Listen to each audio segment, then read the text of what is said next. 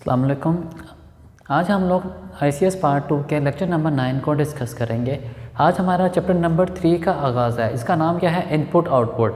यानी कि इस चैप्टर में हम लोग स्टडी करेंगे किस तरह हम लोग इनपुट ले सकते हैं, किस तरह हम लोग आउटपुट दे सकते हैं। इस चैप्टर में हम लोग आज स्टडी करेंगे। अब चैप्टर का स्टार्ट करने से पहले हमारे पास चैप्टर नंबर 1 में हम लोगों ने स्टडी किया था कि हमारे पास इनपुट और आउटपुट के लिए हमारे पास किस किस्म की लाइब्रेरी इस्तेमाल की जाती है। हमारे पास इनपुट और आउटपुट के लिए लाइब्रेरी इस्तेमाल की जाती है stdio.h। std का मतलब क्या है? std कहते हैं स्टैंडर्ड इनपुट आउटपुट को। ये इस्तेमाल करते हैं किस काम के लिए? इनपुट के लिए और आउटपुट के लिए। किस काम के लिए इस्तेमाल किया जाता है? इसको इनपुट लेने के लिए और आउटपुट देने के लिए हम लोग क्या इस्तेमाल करते हैं? stdio.h की लाइब्रेरी को इस्तेमाल करते हैं। अब इनपुट और आउटपुट हमारे पास दो तरह की होती है। एक हमारे पास सिंपल इनपुट, डाटा का देना हमारे पास क्या होता है? इनपुट होता है। डाटा का लेना हमारे पास क्या होता है? आउटपुट होता है। अब एक डेफिनेशन हमारे पास आती है स्टैंडर्ड इनपुट। कि स्टैंडर्ड इनपुट क्या होती है? फिर डाटा का देना, डाटा का एंटर करना बाय यूजिंग कीबोर्ड, वो हमारे पास क्या कहलाता है? स्टैंडर्ड इनपुट कहलाती है। अब इनपुट और आउटपुट दो डेफिनेशन है जो बोर्ड के पॉइंट ऑफ व्यू से बहुत ज़्यादा इंपॉर्टेंट है। Standard input, standard output. Standard input में क्या होता है? हम लोग इनपुट देते हैं कीबोर्ड की मदद से। अगर हम इनपुट दें, डाटा को एंटर करें बाय यूजिंग कीबोर्ड, तो हमारे पास क्या कहलाएगी? स्टैंडर्ड इनपुट कहलाएगी। इसी तरह अगर हमें आउटपुट मिले, रिजल्ट मिले स्क्रीन के ऊपर, किसी स्क्रीन के ऊपर हमें आउटपुट मिल रही हो, तो वो हमारे पास क्या कहलाएगी? स्टैंडर्ड आउटपुट कहलाएगी। डाटा का एंटर करना बाय यूजिंग कीबोर्ड, वो हमारे पास स्टैंडर्ड इनपुट है। डाटा का रिसीव होना, रिजल्ट मिलना स्क्रीन के ऊपर, वो हमारे पास स्टैंडर्ड आउटपुट होती है। ये दो डेफिनेशन है बोर्ड के पॉइंट ऑफ व्यू से काफ़ी ज़्यादा इंपॉर्टेंट है, बोर्ड में आ चुकी हैं। अब इनपुट, पहले वो बात कर रहे हैं इनपुट। अब इनपुट देने के लिए हम लोग किस फंक्शन का इस्तेमाल करते हैं? हमारे पास इनपुट देने के लिए फंक्शन इस्तेमाल किया जाता है printf का।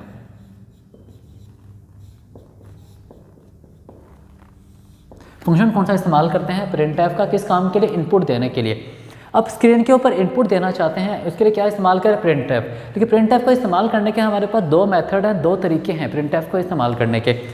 अब printf दो तरह के इस्तेमाल हो सकते हैं। फर्स्ट हमारे पास क्या है? printf डबल कोटेशन में मेरे पास जस्ट स्ट्रिंग आ जाए।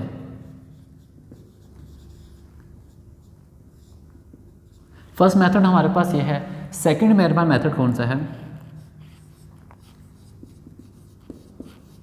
printf string argument.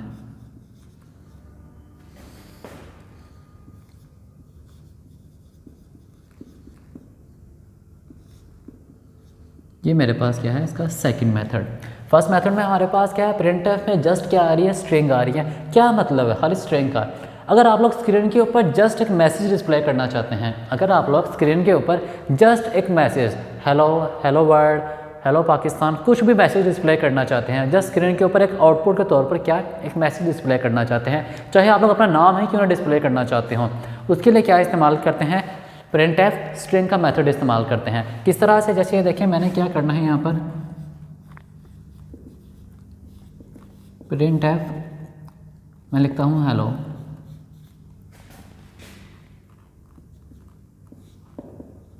मैंने ये चीज़ लिखी। अब मेरे पास जब ये चीज़ चलाऊंगा, मेरे पास स्क्रीन के ऊपर आंसर क्या आएगा इसका? मेरे पास स्क्रीन पे आंसर आएगा जस्ट ये लिखा हुआ, बस ये मेरे पास स्क्रीन के ऊपर डिस्प्ले होगा आंसर। मैंने चलाया क्या है? ये पूरी लाइन चलाई है। printf हमें जस्ट स्क्रीन के ऊपर आउटपुट दे रहा है। आउटपुट क्या आएगी? जो चीज़ हमारे पास इस स्ट्रिंग के अंदर, डबल कोटेशन के अंदर लिखी होगी, वो हमारे पास स्क्रीन के ऊपर डिस्प्ले हो जाएगी। तो हमारे पास इसकी आउटपुट क्या आ गई है? हेलो।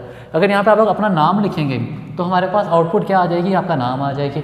यहाँ आप लोग जो कुछ मर्जी लिखेंगे वो आप लोगों के पास स्क्रीन के ऊपर डिस्प्ले हो जाएगी।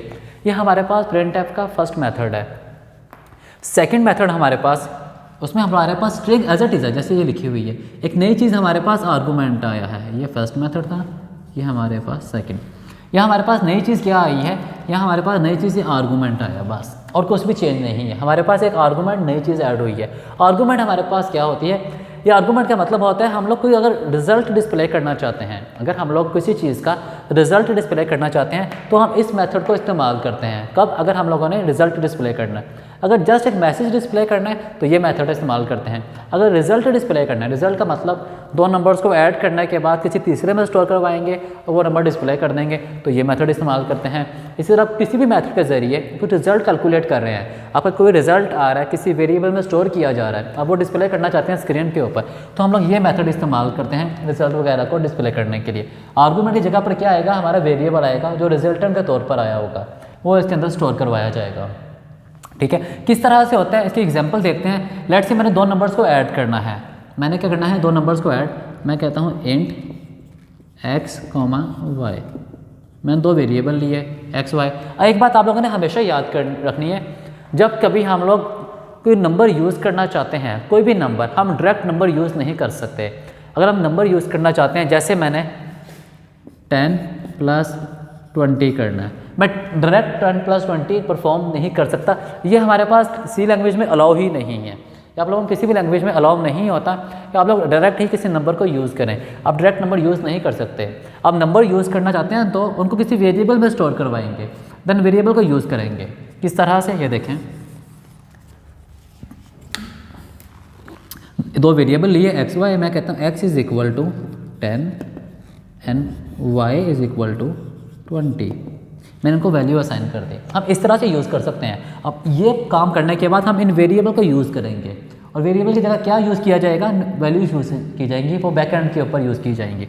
अब मैंने दो नंबर्स को ऐड करना है, मुझे एक और तीसरा नंबर भी चाहिए, मैं यहाँ डिक्लेयर कर लेता हूँ इंट c, मैंने एक तीसरा नंबर भी ले लिया। अब मैं कहता हूँ c = x + y।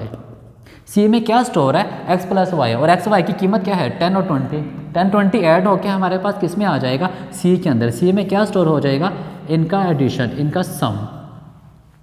अब मेरे पास सम इसके अंदर पड़ा हुआ है। अब मैंने डिस्प्ले करना है आंसर, मतलब मेरे पास आंसर आ चुका है, मैंने स्क्रीन के ऊपर आंसर डिस्प्ले करना है, तो किस तरह करेंगे? यहाँ printf आएगा, printf, तो उसके अंदर मेरे पास क्या आ जाएगा? स्ट्रिंग सम इज %d, यह आ जाएगा सम इज %d। उसके बाद कॉमा, जिस तरह यहाँ पे था स्ट्रिंग के बाद मेरे पास क्या आया? कॉमा। आंसर किस में आया है? c में, c एज इट इज़ यहाँ पर आ जाएगा।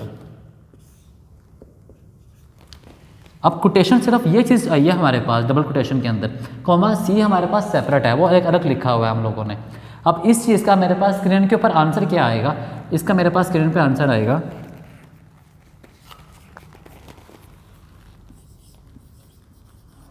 सम इज 30। अब मेरे पास आंसर क्या आया है? सम इज 30। ये मेरे पास स्क्रीन के ऊपर आंसर डिस्प्ले किया गया है। किस चीज़ का? इतने यहाँ से लेकर यहाँ तक के कोड का। मेरे पास स्क्रीन पर जस्ट आंसर क्या आया है? उन दोनों को नंबर्स को ऐड किया है, वेरिएबल में स्टोर करवाया, एंड देन हमारे पास आंसर आ गया। अब आप लोगों के माइंड में ये बात आ रही होगी कि ये चीज़ क्या इस्तेमाल की जा रही है। इसको हम लोग स्टडी करेंगे इंशाल्लाह अभी थोड़ी देर के अंदर कि हमारे पास क्या होता है, क्यों इस्तेमाल करते हैं। खैर, ये हमारे पास क्या था? ये दो मेथड थे किस चीज़ के? printf के। एक हमारे पास सिंपल मेथड था, वो जस्ट आउटपुट देने के लिए, किसी भी तरह का मैसेज डिस्प्ले करने के लिए हम ये मेथड इस्तेमाल करते हैं। दूसरा मेथड हमारे पास रिजल्ट को डिस्प्ले करने के लिए इस्तेमाल किया जाता है, जो किसी नंबर्स को ऐड करके, सब्ट्रैक्ट करके, डिवाइड करके, कुछ भी करके हमारे पास एक फाइनल रिजल्ट आएगा, वो हम डिस्प्ले करना चाहते हैं, उसके लिए ये मेथड इस्तेमाल किया जाता है। ठीक है, अब इसके बाद हम लोग बात करते हैं इस चीज़ की, इसे कहते हैं फॉर्मेट स्पेसिफायर। इसको क्या नाम दिया गया?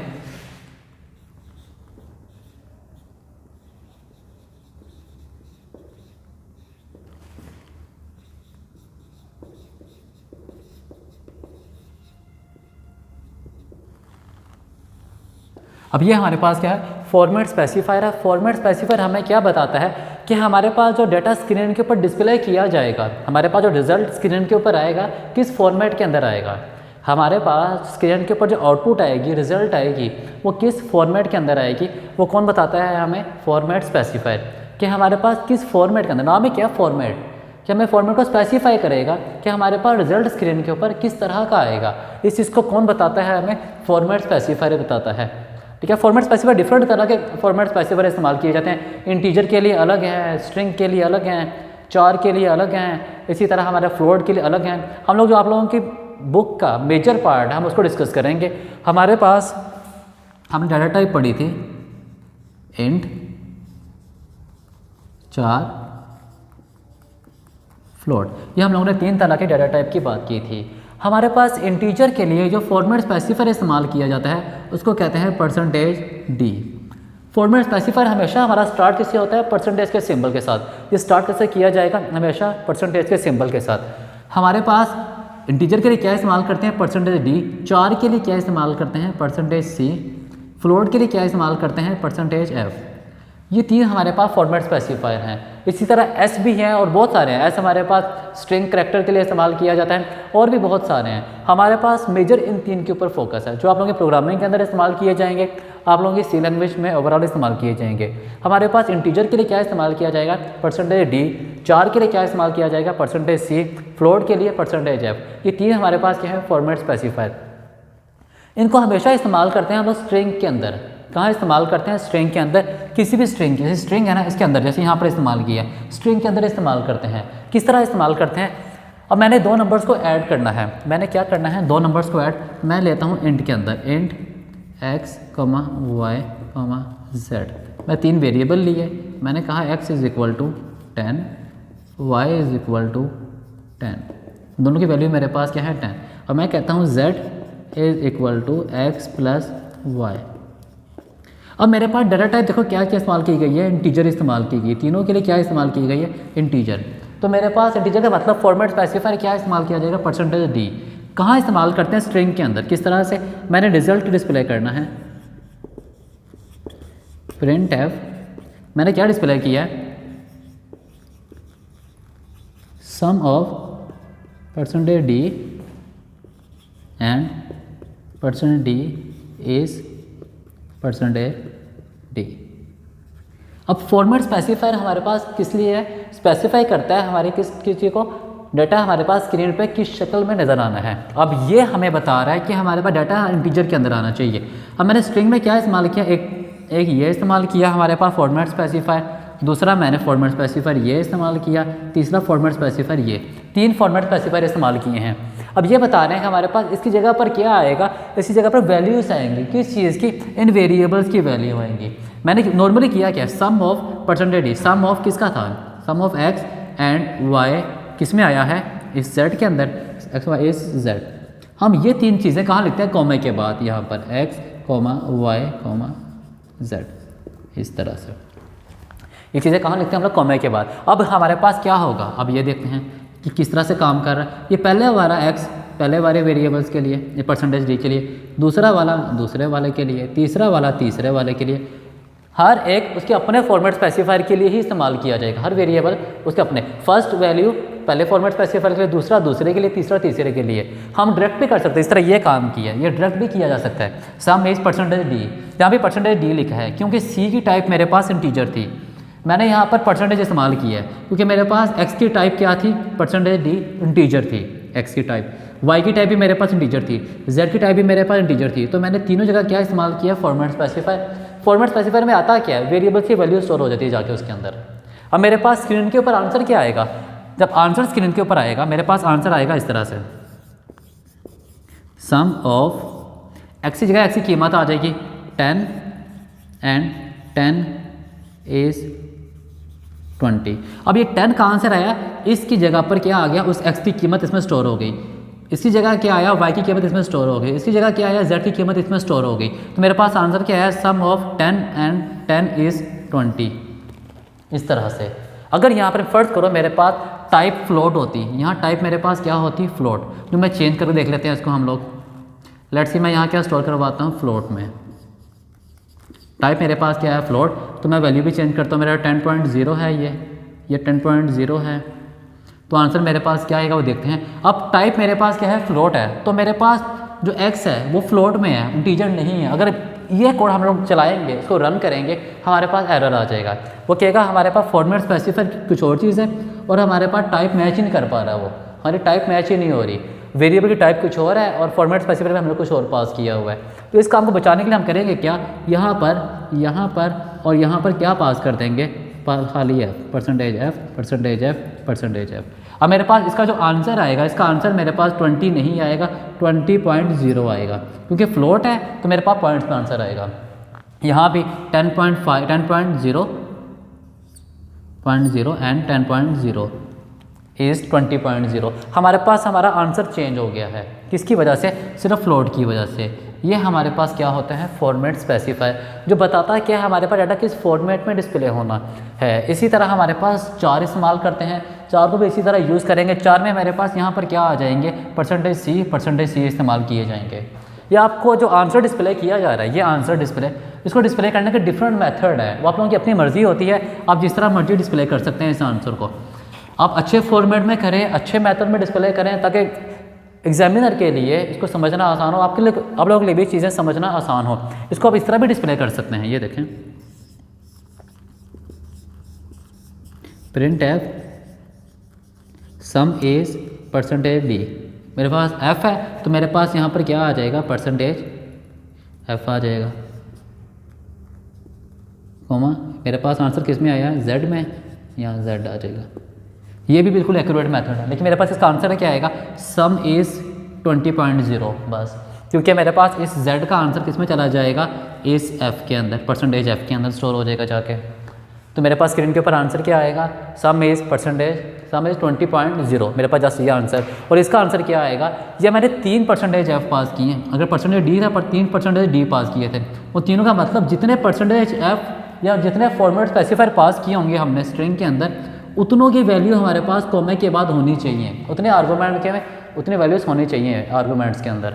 यहाँ हमारे पास उतनी वैल्यू पास होनी चाहिए। अगर यहाँ मेरे पास 2 होते, ये 2 होते, या 2 वैल्यूज़ लाजमी होनी चाहिए थी। यहाँ 4 होते तो मेरे पास आर्गूमेंट में 4 वैल्यूज़ लाजमी होनी चाहिए थी। ये हमारे पास क्या था? फॉर्मेट स्पेसिफायर था, जो स्पेसिफाई करता है हमारे फॉर्मेट को।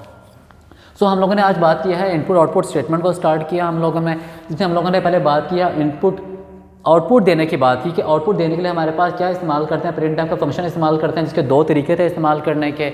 हमने दोनों को स्टडी किया कि किस किस तरह से खाली स्ट्रिंग को किस तरह डिस्प्ले करते हैं और हम रिजल्ट को किस तरह डिस्प्ले करते हैं। फिर हम लोगों ने बात की फॉर्मेट स्पेसिफायर की कि फॉर्मेट स्पेसिफायर क्या होता है, क्यों इस्तेमाल किया जाता है, जो स्पेसिफाई करता है हमारे पास जो स्क्रीन के ऊपर आंसर आ रहा है किस फॉर्मेट के अंदर आएगा, इंटीजर में आएगा, 4 में आएगा या फ्लोट में आएगा, किस तरह का हमारे पास स्क्रीन के ऊपर आंसर डिस्प्ले किया जाएगा। इसको स्पेसिफाई करने के लिए क्या इस्तेमाल करते हैं? फॉर्मेट स्पेसिफायर को इस्तेमाल करते हैं। ये आप लोगों का लेक्चर नंबर 9 था। बाकी आप लोगों के लेक्चर नंबर 10 के साथ हम लोग कल मिलेंगे।